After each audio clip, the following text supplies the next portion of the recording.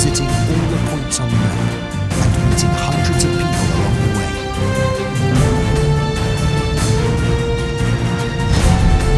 I'm going to take you on a journey through 5 major areas of life in modern China. The political system, the economy, science and innovation, ecology, and people's livelihood. Let's discover a China on Earth.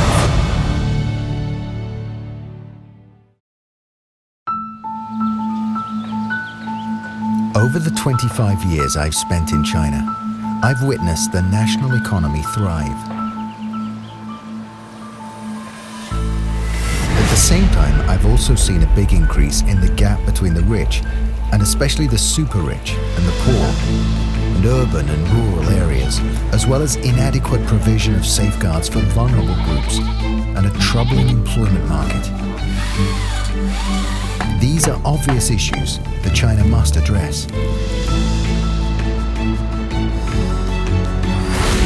Is that gap between rich and poor solvable? Is it possible to share the fruits of development so that everyone can benefit from what the government calls common prosperity?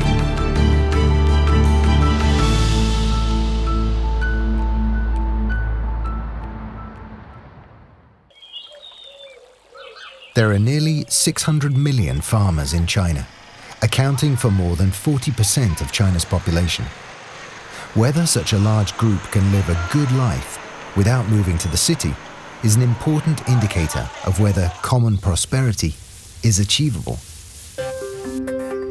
Since the 1970s, China claims to have lifted around 770 million people out of poverty. In the 8 years up to 2020, the final 100 million poor officially exited the extreme poverty category.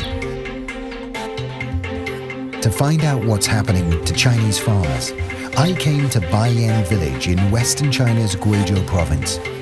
Guizhou used to have the largest percentage of poor people in the country.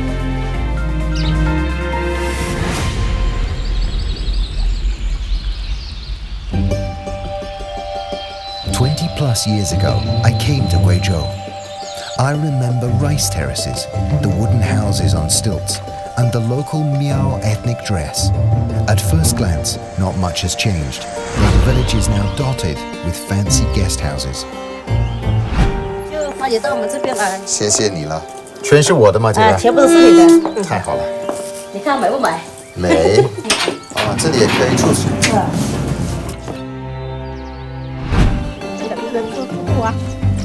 Some local customs have been adapted for visitors to join in. Li Nai Song took me for a spot of rice terrace fishing, where my natural abilities shone. They told me we ate the fish we caught for dinner. Li Nai Song was born in Baiyan, but left for a while to work in Shanghai and Wuxi, on China's east coast. Young people have traditionally headed to the cities to find better jobs and escape local poverty. Only the elderly and children stayed behind. Baiyan village became what is referred to as a hollow village. With extreme poverty now officially at an end, the government says that the next stage in local development is something called rural revitalization. But what is that exactly? How should hollow villages develop? 你们是什么专业的？酒店管理。 Today, these students are visiting the guest houses as part of what's called a social practice or work experience activity. They're received by the young village head, Tang Wende. Tang, who was born in the village, also wanted to seek opportunities in the big city after graduating from university. He worked in Shanghai for 5 years.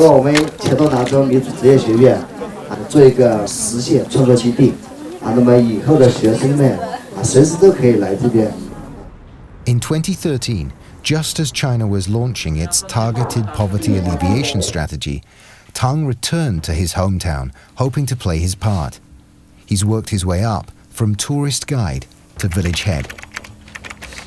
那时候我才25岁，所以我觉得这么年轻来做一个村长，既然给我这样的一个机会和平台，那我要在3年时间内我要来和父老乡亲们一起整村推进、整村发展、产业振兴。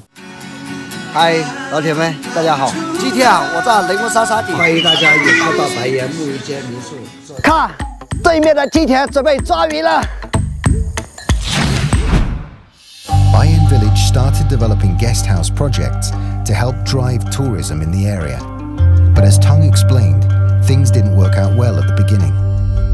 我们开发过程其实也面临了很多困难，像我们爱妻这里啊，征地也是一个问题。现在我们在资金上面我们还不够，所以呢，我们体量还不够大。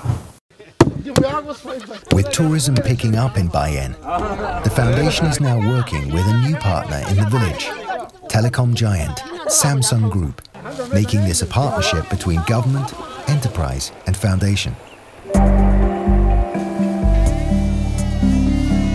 According to the foundation, even in the midst of the pandemic in 2020, the village's revenue increased by 40% from the previous year, and villagers' incomes continue to grow.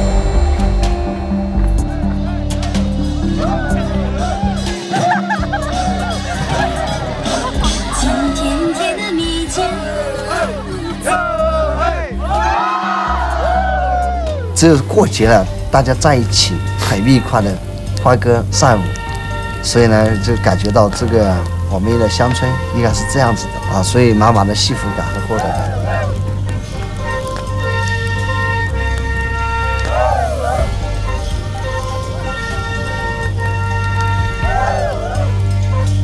In 2020, the Beautiful Village Guesthouse project, in which Bayan Village is included, was selected by the UN as a sustainable development success story.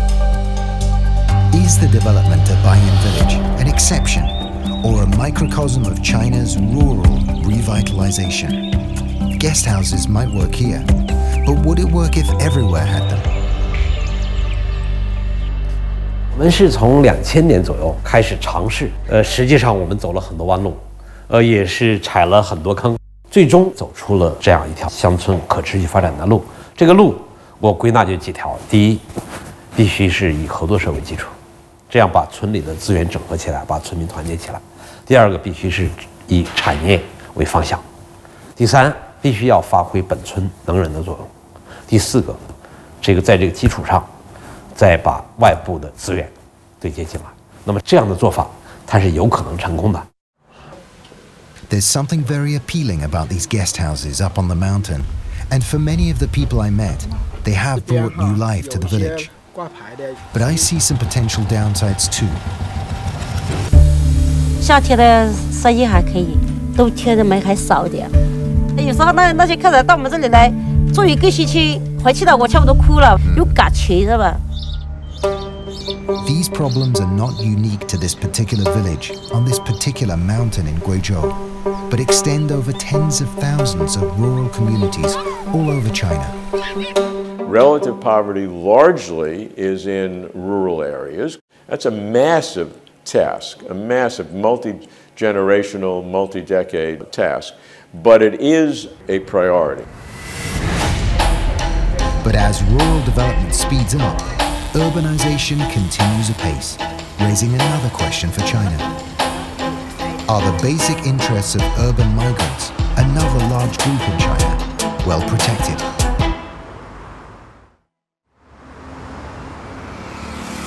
The degree and speed of urbanization in China makes it the exception rather than the rule globally. I come from the UK, which in the 19th century was the first country in the world to experience rapid urbanization as the Industrial Revolution kicked off. How we treat and provide basic social security for migrant workers, known as the floating population, is a measure of urban governance, especially for megacities like Shanghai. Shanghai has the largest floating population in China, at close to 10 million. Among them are talented young people who have just started their careers and desire to settle here permanently, as well as frontline workers providing public services, including couriers, sanitation workers, and housekeepers. Though its benefits are clear, industrialization often comes at the expense of certain communities. The question for the big Chinese cities is whether it's possible to develop enough affordable housing to keep essential workers and the young from living further and further away. Zhang Lei, a 32-year-old sanitation worker, is from Qinhuangdao in northern China's Hebei province. 上了3年大学，第4年因为自己一些原因，还有家里面一些比较困难吧。当时想的是不想拖累家里了，就自己提前出来去闯。For several years, he worked temporary jobs before arriving alone in Shanghai 2 years ago to take up a job cleaning roads in the North Bund area of downtown Shanghai. I made an appointment with Zhang to meet in the old town near his work. He took me to see his co-worker, Yu Ping, whose apartment is very similar to where Zhang used to live. 玉萍，在家吧？在，好久不见。哎，你好，你好。啊，这是你住的地方是吗？啊，对。几个人呢？2个。你跟你夫妻。啊，这样的。像我这个房子阳光这么远了。就是一个小的窗子是吧？啊，这样。没有阳光了。然后价格呢？这里贵吗？还是？肯定贵啊！目前2500，我一个人的工资已经就下去一半了，真的是没有办法的。Zhang Lei faced the same predicament when he first came to Shanghai. He might have been working as, in some senses, an urban beautician, but his living conditions were far from beautiful. In early 2021, he learned that his cleaning company had applied for some public rental houses. They're located near the area he cleans every day and meant for urban frontline workers like him. Workers here can choose a shared room or a family room based on their needs.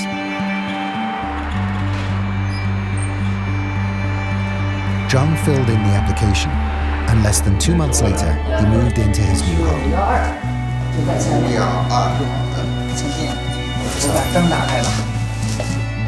不错。那你这里是2个人是吧？对，这里是我，这里是另外一个。啊 ，OK。这里是离地铁很近是吗？对，左边和右边都有地铁站。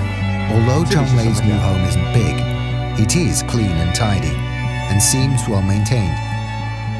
The next morning, he invited me to join him at work.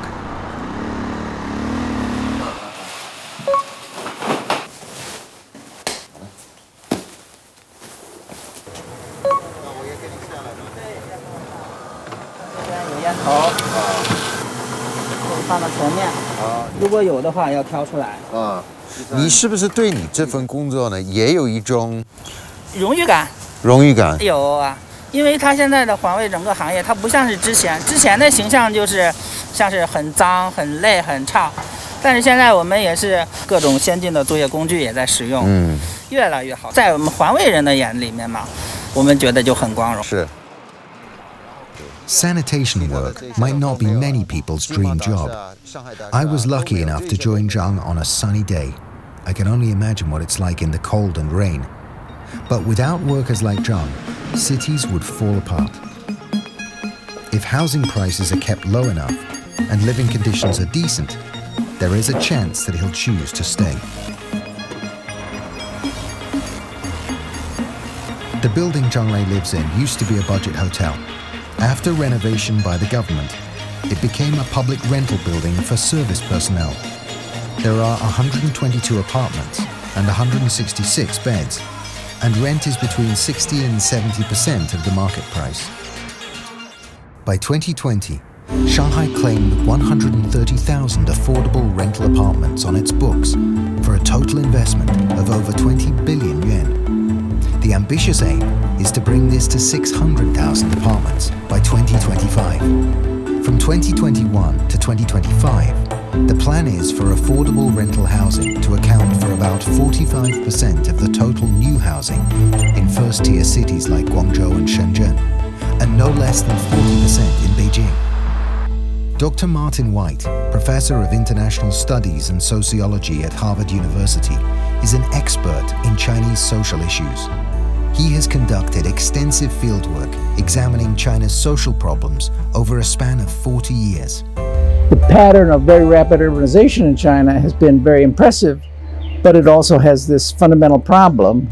There has to be a basic assumption that it is the government's responsibility, including local governments in cities, to provide for the needs of their entire population, not just urban Hukou population. That floating population doesn't just need a place to live, it also needs a job. And as we've seen over the past few years, in the face of a global pandemic, employment models are changing. Can government policies keep pace? I was born at a time in England when stable lifetime employment was still the norm. But for many people that has changed, and this is becoming more and more evident in China too. China's flourishing digital economy is gradually upsetting traditional forms of employment too. Large groups such as drivers for online ride-hailing services, delivery riders, and online streamers have emerged. There are now around 200 million so-called flexible workers in the country, and the number is still growing.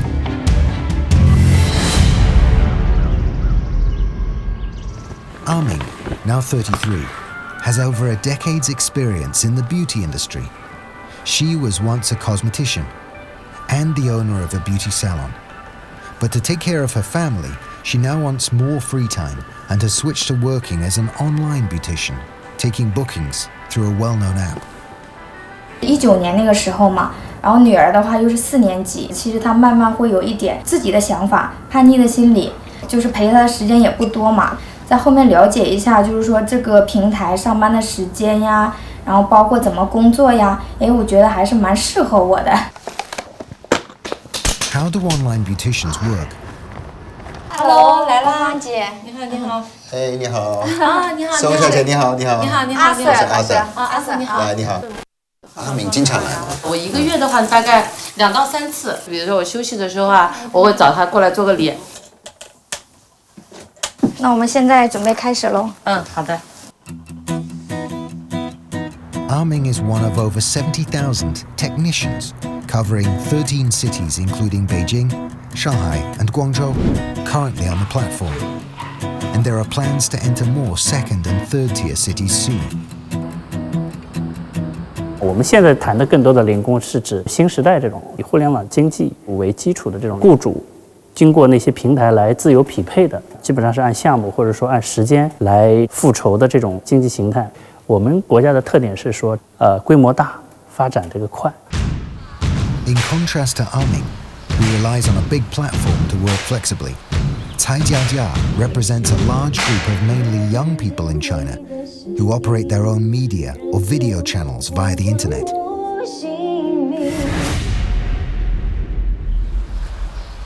"26-year-old Cai comes from Wenzhou City in southern China's Zhejiang province.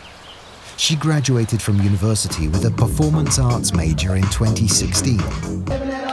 3 years ago, she resigned from her 9-to-5 online customer service job and came to Kunshan, Suzhou, to form a band with friends. Against stiff local competition, Cai has started live streaming her music.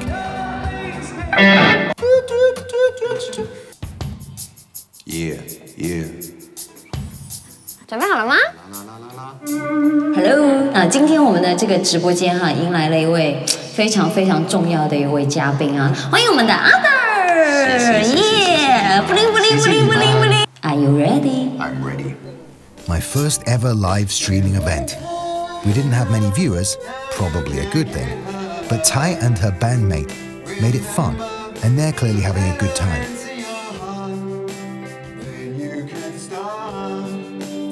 And over time, as the audience builds and clicks accumulate, they can generate income from the platform, in theory at least. 像我们做这一行的也不太稳定，就可能今天他们生意好了可能请得起歌手，那可能比较差一些的时候就会觉得不用歌手。顾虑方面肯定有，社会保障这方面，因为只要是朝九晚五固定工作的人都会有社保这个问题，有这些保障对你来说，你自己心里是比较踏实的。Cai Jiajia's concern is typical. Traditionally, flexible or freelance workers had no right to employment injury insurance, and if they moved to some first-tier cities, they weren't able to participate in local pension funds, medical insurance, and other social security systems. For hypermobile gig workers, this was far from ideal or fair. 未来我觉得真正的这个好的一个改革方向，肯定要都统筹化，随着他们工作机会、工作收入的这种变化，给他们一些选择，包括商业保险现在也在尝试，这样的话就是说我们建立一个多元的、多层次的保障体系。But Cai Jiajia has recently learned that following a policy change, non-locally registered flexible workers like her can apply to take part in Social Security if they've paid basic pension insurance for 10 years in the province they're now living in. The authorities are attempting to balance competing interests here, trying to integrate new styles of employment into a system that has traditionally focused on classical work systems. The challenge is to find a way to bring new flexible working patterns under the same umbrella without undermining the upsides of its flexibility. Can China share the benefits of its rapid development equitably? In Bayan village, traditional dwellings are being converted into stylish guest houses with the aim of bringing city money in to revitalize rural communities. On the streets of Shanghai, frontline workers are taking advantage of affordable housing policies intended to improve living conditions and keep the city's essential services going. And for new workers of the gig economy, the prospect of being able to join the social security system means less worry about old age, poverty, and illness. We live in an age of tremendous and rapid change that seems to promise so much, but sometimes leaves us vulnerable. Time will tell whether the models China is creating and adapting might prove good starting points for a wider world in flux. In order for China to really become a rich, they have to use the talents of their entire population, not just the urban population mostly. You need to maintain the equality. Because started with Adam Smith, the first issue is about moral. The China model was not to supplement people's incomes. The China model was to make it more possible for the place to be self-sustaining. Equal opportunity, but then when the results are unequal, to take care of the most vulnerable and the most needy. So I regard common prosperity to be a very welcome development because it marks the end of the rush to growth. It's not about words, it's about action and results.